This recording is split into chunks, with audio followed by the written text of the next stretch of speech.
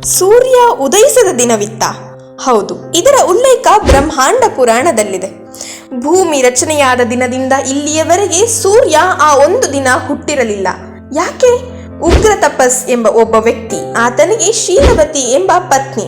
ಈಕೆ ಮಹಾನ್ ಪತಿವ್ರತೆ. ಉಗ್ರ ತಪಸ್ ಇವನು ಒಬ್ಬ ಕುಷ್ಠರೋಗಿ, ಆದ್ರೆ ವೇಶ್ಯೆಯನ್ನ ಬಯಸ್ತಾನೆ. ಗಂಡನ ಆಸೆ ಈಡೇರಿಸುವುದು ಹೆಂಡತಿಯ ಕರ್ತವ್ಯ ಅಂತ ತನ್ನ ಹೆಗಲ ಮೇಲೆ ಹೊತ್ಕೊಂಡು ವೇಶ್ಯೆಯ ಬಳಿ ಕರೆದುಕೊಂಡು ಹೋಗುವಾಗ ಅಗ್ನಿ ಮಾಂಡವ್ಯ ಎಂಬ ಭಿಕ್ಷುಕ ಬರ್ತಾನೆ. ಈತ ಕುಷ್ಠರೋಗಿ ಆಗಿದ್ದರೂ ಸಹ ವೇಶ್ಯೆಯ ಸಹವಾಸ ಬಯಸಿದಾನಲ್ಲ ಅಂತ ಶಾಪ ಕೊಡ್ಲಿಕ್ಕೆ ಮುಂದಾಗ್ತಾನೆ. ಎಂತಹ ಪತಿವ್ರತೆಗೆ ಎಂತಹ ಗಂಡ! ನಾಳಿನ ಸೂರ್ಯೋದಯವನ್ನ ನೀನು ನೋಡದೆ ಇರೋ ಹಾಗಾಗ್ಲಿ ಅಂತ. ಇದನ್ನ ಕೇಳಿ ಶೀಲವತಿ ತುಂಬಾ ಬೇಜಾರಿನಿಂದ, ಕೋಪದಿಂದ, ನಾಳೆ ಮುಂಜಾನೆ ಸೂರ್ಯ ಹುಟ್ಟಿದ್ರೆ ತಾನೇ ನನ್ನ ಗಂಡ ಸಾಯೋದು, ಸೂರ್ಯನೇ ಹುಟ್ಟದೇ ಇದ್ರೆ ಅಂತ ತನ್ನ ಪತಿವ್ರತ ಶಕ್ತಿಯಿಂದ ಸೂರ್ಯ ಹುಟ್ಟದೇ ಇರೋ ತರ ಮಾಡ್ತಾಳೆ. ಮಾರನೇ ದಿನ ಸೂರ್ಯ ಹುಟ್ಟೋದೇ ಇಲ್ಲ.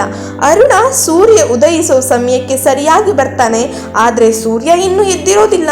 ಅರೆ ಹೀಗೇಕೆ, ಇಂದು ಒಡೆಯ ಎದ್ದೇ ಇಲ್ವಲ್ಲ ಅಂತ ಎಬ್ಬಿಸೋದಕ್ಕೆ ಪ್ರಯತ್ನ ಮಾಡ್ತಾನೆ. ಆದ್ರೆ ಆತ ಎದ್ದೇಳೋದೇ ಇಲ್ಲ. ಯಾಕೆ ಅಂದ್ರೆ ಮಹಾನ್ ಪತಿವ್ರತ ಶಕ್ತಿಯಿಂದ ಶೀಲವತಿ ಅನ್ಕೊಂಡಿರ್ತಾಳಲ್ಲ ಸೂರ್ಯ ಹುಟ್ಟಬಾರದು ಅಂತ. ಅದಕ್ಕೆ ಇನ್ನೇನ್ ಮಾಡೋದು ಅಂತ ಅರುಣ ಇಂದ್ರನ ಆಸ್ಥಾನಕ್ಕೆ ಹೋಗ್ತಾನೆ. ಹೋಗಿ ಬರೋದ್ರೊಳಗೆ ಸೂರ್ಯ ಉದಯಿಸಿರ್ತಾನೆ. ಆದ್ರೆ ಹೇಗೆ? ಅಗ್ನಿ ಮಾಂಡವ್ಯ ಕೊಟ್ಟಿದ್ದಂತಹ ಶಾಪವನ್ನ ಹಿಂಪಡೆದಿರ್ತಾನೆ. ಅಷ್ಟೇ ಅಲ್ಲದೆ ಶೀಲವತಿ ಕೂಡ ತನ್ನ ಮಾತನ್ನ ಹಿಂಪಡೆದಿರ್ತಾಳೆ. ಹೀಗಾಗಿ ಸೂರ್ಯ ಮತ್ತೆ ಉದಯಿಸೋ ತರ ಆಗಿರುತ್ತೆ. ಆದ್ರೆ ಸೂರ್ಯ ಉದಯಿಸದೇ ಇದ್ದಂತಹ ಈ ಸಮಯದಲ್ಲಿ ಏನೇನೆಲ್ಲ ಆಗೋಗ್ಬಿಡುತ್ತೆ ಗೊತ್ತಾ? ವಾಲಿ ಸುಗ್ರೀವರ ಜನನ ಕೂಡ ಆಗುತ್ತೆ. ಆದ್ರೆ ಈ ಕತ್ತಲಾದ ಸಮಯದಲ್ಲಿ ಇದೆಲ್ಲ ಹೇಗ್ ಸಾಧ್ಯ ಆಯ್ತು?